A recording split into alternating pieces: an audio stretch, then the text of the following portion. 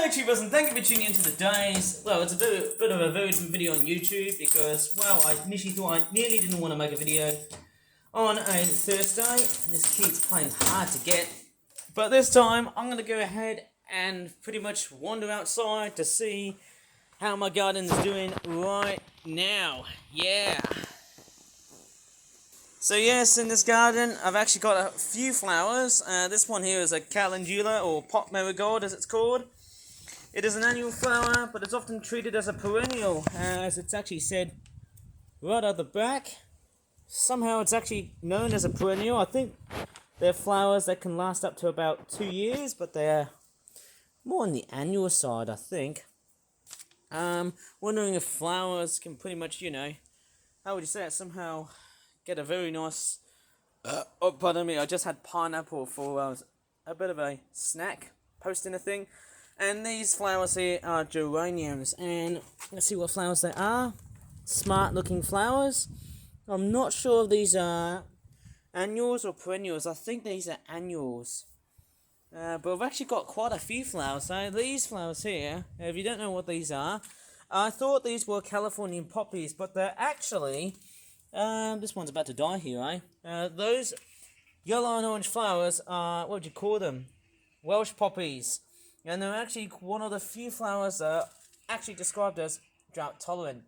There's a lot of magpie chattering in the background going on here. There's the neighbour's garden. A lot of different flowers and all. How successful they are, man. Bloody hell. Magpies are still chattering in the background. Not really great to hear. I'll have to probably come and trim this spiky weed because that seems very, very dangerous. But I don't really care. But anyways, that's what they look like. There's the pollen. These are all Welsh poppies. You can definitely tell what they look like. And the crows are sort of squawking as well too. Who dumped that? What the heck? I'm going to have to throw that one straight in the bin. No sort of unsalted soybeans and pod. Who thought of it was a great idea? And there's a plane outside. Oh my god, let me try and film it. Right outside the camera. Whoa! My crikeys, I can do a bit of plane spotting right over in my backyard. How awesome is that? Yeah. Anyways, let's get back into gardening because, hey, I want to show you quite a few things along the way. Okay, right over into the very further end of the backyard garden. I've noticed that I've taken out, well, of course, it was me and my father who actually decided to take this whole wooden bed garden thing away here, with the wooden slabs. They've all been removed because there's a thing about nails which often contain a lot of toxic materials and other chemicals which may actually lead you to sort of a death sentence. It's like lead poisoning, but of course, yes, anyways, I'm going to traverse through, noticing there's actually quite a few things that haven't been done so well with this garden here. This garden slab, what'd you call it? It's like a basement, I call it, like a very empty basement. Yeah, there's no... Oh, look at this here. You can see there's a giant hole here that has been unfortunately cracked. Now, this would unfortunately lead to a lot of rat activity, and I think that's going to be one of the biggest problems of late. So, apart from that, we've got another flower here, which is called the Rigorong. What is that? Carvascanus. It's some weird daisy-looking flower thing, and there's another weed thing. I've got no idea. I think this flower here is called a wild lettuce. The whole plant thing is a wild lettuce. And then we've also got, I don't know what these are. I don't know. That there is supposed to be a wild cabbage, which unfortunately has been destroyed by the stupid landlords. And there's a tree here. What's with all this fodder here? I don't know how the heck am I going to get rid of them all. Just to, make the whole garden neat and tidy and nicely. Maybe I need to come and call them, but hopefully I need to socialise them better. More flowers. Yep. Okay, so there's more flower activity going on here, Somehow it looks good. I don't know about you, but I don't think there's any rain. We've got some pigeons right over here just chilling. Right over on the solar panel roofs and whatnot. There's a bug buzzing around here, Yeah. And, oh my god, I can't believe how amazing just how Mother Nature has been created. And there's a seagull. No, wait, these are pigeons. I thought it was the sound of a seagull, but that's not. That's not a seagull. That was actually a pigeon. Anyways, without getting too carried away with the pigeons in the background, it's a bit of a breezy day. It's also a bit of a cold day, but not as slightly cold as you might get in winter. It's a bit breezy and a bit windy, and it's also a bit chilly as well. Strangely enough, we are leading up towards summer, which I might probably talk about in another video, because obviously the video will probably get derailed as I'm trying to make a very good video about my garden. This is, of course, I'll just talk about the bird feeders next. Now, obviously, I'm really surprised. I can't really quite recall. I can't really sort of blab out too much about how I decide to feed the birds with so much bird food. I probably need to go ahead and buy some more bird food, because, hey, I think a couple of months' time it might be their last resort. I think one of the nicest thing is that whenever I purchase these flowers, they always got like these little labels here that talk about how to position the flowers and how to, put the flowers and then sort of dig holes in them. It's amazing of how I decide to try and, make flowers, or try and, dig a hole, or, try and dig some holes and then probably put, in which the flowers would grow to, and that will somehow be quite nice. It's quite a hardy perennial. It can manage just, temperatures are just about minus 10 degrees Celsius, as low as that. There you go. It's also, I always pick flowers, as I'm a bit of a nature person, I always pick flowers that are for pollinators, because I'm always very happy to accommodate lots of bees, butterflies, or any other insects around the place, so that should be fairly nice for what I've got at the moment. Maybe I'll just put it here. I need to double check in the way I sort of implement the flowers. I should have worn gloves, because hey, that's most important, isn't it? Try and buy some gloves and, wear some gloves, and then hopefully the whole thing should be in place. Ugh, yeah, I need to wash my hands. That's disgusting. But, I'm trying to significantly grow this plant. I'm pretty sure, hopefully I've dug a much larger hole so that this plant can thrive. I'm hoping for that to happen. I hate to be wrong. Hopefully I've got everything correct here. Beautiful little thing, I say. And we might take a look at the other flowers. And I might tell you a little problem on some of the flowers that I've actually purchased. It's not the best garden, as you can really see. Yeah, I'm sort of struggling on how to, raise flowers and look after them. Yeah, I should. I should try and actually look after some flowers and stuff. Yeah, one common mistake I actually did, I actually placed these two flowers right over here, but apparently what I think was pretty much a bit of a mistake was that the flower bed is not actually placed well right over here. I think I would rather put the flower bed right over here, because apparently those plants aren't getting that much sun, so I might have to try and transplant this flower box, this giant flower bed, to the other side so that the sunshine can hit the the flowers, so that they can bloom real hard and real fast as they can. But I think the only one I did it was, of course, the white daisy-like flower thing, so I couldn't remember its name. But yeah, certainly nice to look after my garden, of course. Crikey, it's cold outside. At least it's not winter time. Who knows, I'll probably get a message from Santa and say, hey, can we get more plants for Christmas? Oh, I don't know. Maybe I'm just another lunatic who talks about, plants in general, and also gardening and horticulture. Anyways, without being an absolute lunatic, and I nearly got wounded and bruised by a nail, which I have to be very careful, because obviously it can be quite poisonous and toxic as well, a little bit like lead. Anyways, we've got the flowers here, looking like they're blooming. This one's quite a nice bloomer, but they're not blooming real too hard. Hopefully they should grow relatively tall. I wonder how sunny it should be for these little conditions, for those flowers. Yeah, nice little things. Nice indeed.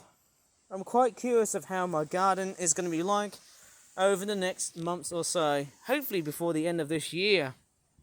I think the real thing is that when it comes to the gardening, I normally tend to work during the warmer months, although by seeing all of this grass being cut down by the landlords, which unfortunately has made a very detrimental effect to my garden, I don't know if I'm going to bring it back. Of all this flower stuff I'm trying to pretty much purchase, flower after flower, I'm sort of thinking of pretty much building a new patch of wildlife haven and stuff, or maybe like a little potato patch, or tomato patch, or tomato patch as I'm thinking of. Maybe that could be a great thing to sort of, bring nature back to life without sounding like an absolute rebel who is trying to, retaliate against people who want to come along and destroy my garden without a very good reason.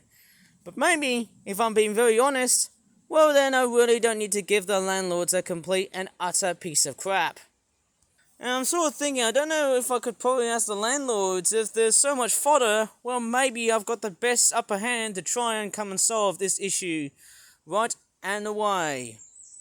I've just noticed something quite curious here. It's this beautiful leaf here, a lot of leaves here. That plant there is mint. And obviously it smells relatively nice, still in good tact. Not much going around here. But I tell you what, this really smells really, really good. And hopefully I need to go ahead and grab some gardening gloves. Maybe I need to buy some trowels. Maybe like a tiny rake to come and tidy the whole garden up. And look what the mess I've done. Bloody hell. Look at all this ivy and stuff. It's just taking over the whole garden. But nevertheless, we've also got like beautiful sycamore trees and stuff, hey. It seems like I'm actually extending from beautiful sceneries outside to my hobby of gardening. And maybe I can do some very versatile and vital tutorials on how to plant things outside and inside in terms of different plants. And it's so breezy that it feels like I'm in the middle of the North Pole. But hey, how much can you get colder than that? By talking of temperature and wind speed. Well, that's climate change for you, but hey, let's not get the weather bureaus or the weather gurus about it though, hey? Don't know how I'm actually going to say words properly, hey? Sorry, I just had to blow a raspberry, but hey, let's take a look at some other plants. And those ones there are stinging nettles. They can deliver a really nasty sting. Not as painful as a bee or a wasp sting, but hey, let me know. I don't know what to really say. And apart from me blabbering like an utter lunatic, you can definitely hear the colorature of birds singing outside, and there's a magpie perching on a piece of satellite along with a chimney. How beautiful is that? I'm just sort of hoping that summer will be around the corner, and with that being said, a new fresh patch and a new fresh start to a new month being June, and also a new fresh month of rejuvenation, especially for the whole garden, which looks like an utter piece of junk. I mean, look at it, there's not much life going around here, eh? Noticing that all of this life during spring has been destroyed. It's not really nice to see, but hopefully come summertime and hopefully around the autumn and the winter and also next year's spring, everything will start to shape and change the way it was. We'll see about that in a year's time, but maybe not too long, I guess. Crockies, I can't believe how much I've just spoke about in this video. I think those flowers here, I know these are hardy perennials, but hey, often when I tend to buy these plants, I often tend to research on what these plants can do and don't, and how to look after them whenever I look at the RHS website. Fairly nice to know. I think whenever I buy perennials, they give you a nice boost for your whole flower, instead of just buying annuals, because annuals can live up to a year, whereas perennials, they can live up to, well, let's just say, as much as 2 years. But they can produce lots and lots of flowers for the bees to enjoy them. And I can't see an airplane, but I can hear a plane in the distance. I can't see it. Seems like it's nowhere. Seems like an invisible ghost plane of some sort. I can't see it, but I can hear some jet engine whirring sounds. Can you see it? I'm just a complete dumb nut. Well, not at all. no planes at all, apart from the sound. The other interesting thing I can do is also do a bit of pruning as well, but as you can definitely tell that some of these little branches have started to see a bit of wear and tear. That's not very good to see. Whenever you have tree branches just being destroyed like that, that's not really good. I might have to probably start taking care of these little blighters, and I might have to try and remove some old leaves and wait for the new leaves to regrow. And look at these little blossoms. Ah, beautiful to see at this time of the year, eh? Beautiful to see indeed. Hopefully this plant shall regrow over years' time. I'm thinking about that. In fact, look at how these flowers are growing. It's just so beautiful. Come to think about it, life gives you lemons, but also flowers. And layers, if you think about the Shrek movie. Oh man, I always think about that film. So much so that, hey, onions have layers. It's just like when people who are wearing so many layers, when it's like a cold winter's day, just like today.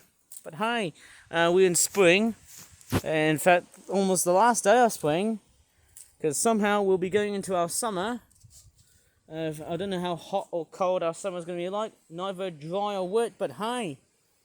UK is pretty much a climatized country, which is quite, not really full of extremes.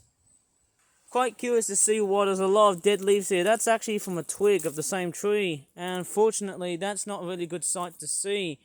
And apparently there's an ant walking around here, and there's a lot of spikes around in that tree, hey, and that's dangerous. I've got to be very careful here, or else I get a very nasty bruise or a wound from that tree. Dang it, I didn't notice how spiky these things are. Oh yeah. I'm also sort of thinking with this giant hole here, that might actually attract a lot of rats. Maybe I need to try and buy some rat traps and set up the bait so that the rats can pretty much have their own death sentence without even invading the whole kitchen. I'm sort of thinking about that. I don't know what weird and wacky and sort of, I don't know, pretty weird and funky stuff am I doing here outside in the garden, other than just talking a whole bunch of nonsense about the things I have chatted so far about my garden, of course, because, hey, well, guess what? I'm going to turn this absolute barren wasteland of green stuff, like a green kaleidoscope, into a very big Wonderman's paradise. I'm hoping about that. Well, I hope it's not too soon. I should probably end the video here because I think I've spoke way too long for today's stupid YouTube. And as always, if you really enjoyed this very strange video, please give this video a like, subscribe for more flat videos in the future. And as always, thanks so much for watching, and bye for now.